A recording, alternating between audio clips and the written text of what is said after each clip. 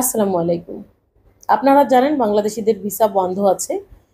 তো এই মুহূর্তে ইন্ডিয়ান বাংলাদেশি যারা আছেন, যারা ক্যালকাটার বাংলাদেশি বা ওয়েস্ট বেঙ্গলে আছেন, যারা আসামের লোক আছেন, তাদের জন্য কিন্তু ভিসা বন্ধ নেই। তারা যেহেতু ইন্ডিয়ান ন্যাশনালিটি, তাদের ভিসা কিন্তু বন্ধ নেই।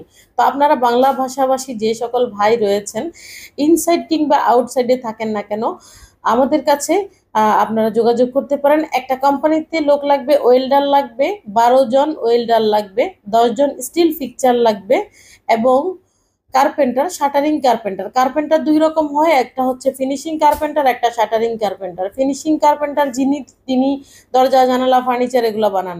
আর শাটারিং কার্পেন্টার যিনি, তিনি বিল্ডিং কনস্ট্রাকশনের যে স্ট্রাকচারগুলো বানানো হয়, কাঠ দিয়ে যে বক্সগুলো বানানো হয়, সেগুলো করে থাকেন।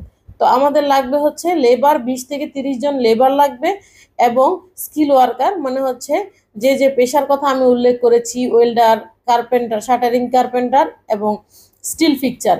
এই ধরনের কেউ যদি ইন্ডিয়ান থাকেন বা অন্য ন্যাশনালিটির থাকে, আপনার আশেপাশে বন্ধু বান্ধব অন্য কেউ থাকে, সেক্ষেত্রে আমাদের সাথে দ্রুত যোগাযোগ করুন।